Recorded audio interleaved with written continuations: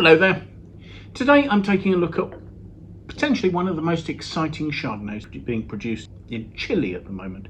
And this is a wine from Vina Aquitania, and this is Sol de Sol, and it's a Malleco Chardonnay, so from really far down south. This is the 2022 vintage of this. Now, Vina Aquitania, really interesting project, was set up by two of the real, I guess, superstars in the firmament of Bordeaux winemaking in the 80s and the 90s. So Bruno Prats, who was the owner of Chateau Costes-Tournelle, the second growth in Saint-Estèphe, and Paul Pontallier, the technical director of Chateau Margaux, the great first growth in Margaux, obviously. Since about 1984, they'd been looking for a site in Chile in which to produce wine. And they worked along with a Frenchman based in Chile called Fellipe de Solminihac. And once the venture was established, the group was actually joined in 2002 by Ghislain de Montgolfier, who'd been involved in running Bollinger. So this is a venture involving some of French wine's real heavy hitters.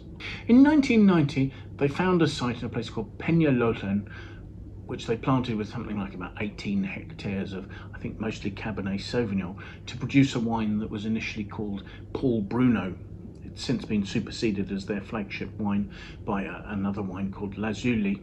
3 years later, in 1993, they'd completed their winery, and the other thing they did that year was that they started planting vineyards in Malleco. Now, Malleco is about 650-700 kilometers south of Santiago, and it sits at a very similar latitude to the vineyards in Otago. These are some of the most southerly vineyards anywhere in the world. It wasn't until the year 2000 that they produced the first Sol de Sol Chardonnay, and that vintage and subsequent vintages were so successful that they managed to persuade the Chilean government to make Malleco recognised DO for the production of wines. Malleco is a cool coastal region where actually there's plenty of humidity. Unlike those cooler regions further north, there's less of a coastal range of hills to shelter the vineyards from the humidity coming from the cold ocean. But the cool conditions ensure slow ripening and the production of really concentrated fruit. The vineyards were planted on a deep red clay soil, and this was a soil that was good at retaining water.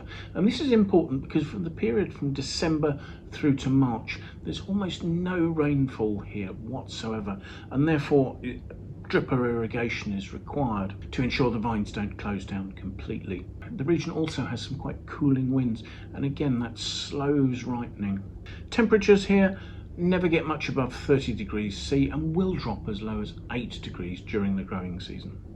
That should enable the vine to ripen fruit, but those cooler temperatures ensure good acid retention. The vines planted were a Massal selection. I'm not sure where that Massal selection had come from, and they're trained to trellises with a double guillot. Planting density was something like about 2,500 per hectare, so not particularly densely planted. The wine is made at Viña Aquintania's winery in Santiago, so therefore picking has to be done very carefully. Everything's hand-picked into crates with just a 10-kilogram capacity, and that's to ensure the fruit isn't crushed or damaged on its way to the winery. I mean, the fruit is cool when it's picked and stays cool until it arrives at the winery, so it shouldn't be prey to much damage from oxidation during that transport. Once the fruit arrives in Santiago, it's gently pressed. I'm told it's not crushed at all, so presumably that's as whole bunches, so that should give you some quite nice clean juice. The juice is, however, allowed to settle for 36 hours prior to being run into barrels where it ferments. Now, these are French oak barrels. They're a combination of 400 litre and 225 litre barrels, and about 10% of those are new, with the remaining 90% being a mixture of barrels that have been used 1, 2 and 3 times previously. Fermentation was inoculated, and we're told that they used a yeast type called EC1118, which is a good reliable yeast. It's called Prix de Mousse, and it's often used to initiate the second fermentation in champagnes. Fermentation goes on for 3 weeks, after which the barrels are all tasted through, and a small number of those that are suitable are put through malolactic conversion. The aim is to put about 6% of the wine through malolactic conversion, just to soften the tartness of the wine a little, but really with the aim of retaining as much malic acid as possible to keep the wine lively and fresh. The wine stayed in barrel aging for 9 months. During that period it stayed there with its lees, and those lees were stirred up twice a week. So the lees will predominantly have been the dead yeast after fermentation, and as they break down, that will help to give some richness to the wine and also prevent the wine from oxidizing while it's aging in barrel. So let's have a look at the wine, shall we? The wine has a lovely, vibrant, pale to medium yellow colour. Its alcohol, according to the text sheets, is 13.3%, although the label says 13%. I mean, that's completely legal. Most legislatures will allow you a 0.5 rounding at least in that, so that's not a problem. Swirling it, the wine is not particularly eager to throw tears onto the glass. It's not hugely viscous. So let's see what we make of the aroma, shall we?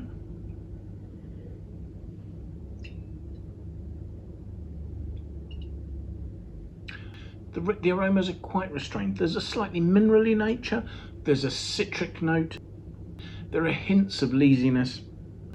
There isn't a particularly obvious oak character. And I suppose fruit-wise, there's a sort of a delicate white peach along with the citric notes.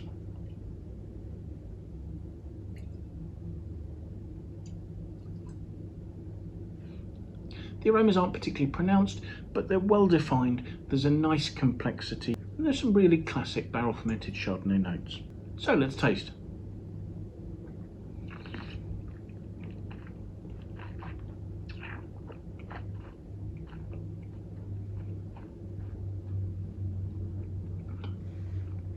The palate is dry, it's mid-weight. There's a good freshness, but it's not particularly tart. I mean, considering that we know that they've tried to retain some malic acid in there. This is not searingly sharp. There's a smoothness coming from the leesiness. Everything is beautifully defined. The alcohol's in balance. The fruit and the lees notes are very well harmonised. The acidity, as I say, is fresh. It's making the fruit lovely and juicy, but it's not standing out as being harsh, sharp or tart. The flavours are lasting really quite nicely. This is a delicate, elegant and really quite precisely made wine. The length is surprisingly good, considering quite how restrained the fruit on the palate seems. There's a delicate, elegant, peachy note in there with the rounded, creamy, leesy notes on the mid-palate. And the wine finishes with a little bit more of that sort of citric freshness that's just lasting really quite nicely and is helping to give a lovely long finish. I was a little surprised to see the Wine Searcher aggregated score for this wine is 96 out of 100. That seemed quite high. I think maybe it is a little generous, but at the same time, I think to a large extent it's justifiable.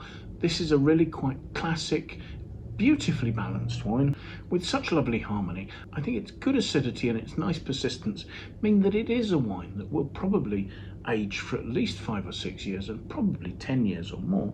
There's something about the crispness and the freshness there and the persistent nature of the acidity on my tongue that gives me some real confidence that the wine will age very nicely. I think maybe in a blind tasting I might be more inclined to suggest this was an old world wine than a new world wine, and maybe that points to a French influence in its winemaking. So yes, this is not a wine that was made in large volumes. I think there were about 7,000 bottles, but I would suggest if you get the chance, it's a really interesting wine to try. Do follow the link that I'll leave in the notes below and see if it's available in your market and at what price. And actually, I think you'll see it's quite good value for money. Certainly in the past, that's been my experience of wines from this particular producer. So thank you so much for joining us. I do hope you've enjoyed the tasting. If you have, do please press the like button below. If you would like to watch more of these videos, it would be fantastic if you'd consider signing up and subscribing to our channel, and that way you can set yourself an alert and be notified each time we release a new video. If you have any comments, please pop those in the comments box below. We'd really appreciate knowing what you think about the wines we're tasting, the tastings we're doing, or anything else that relates to that. If you have any friends you think might like to watch the video, please feel free to forward it to them. We'd really appreciate your support in that kind of recommendation. Most importantly, however, I do hope you'll manage to make some time and come and join us for another tasting in the very near future. Till then, bye for now.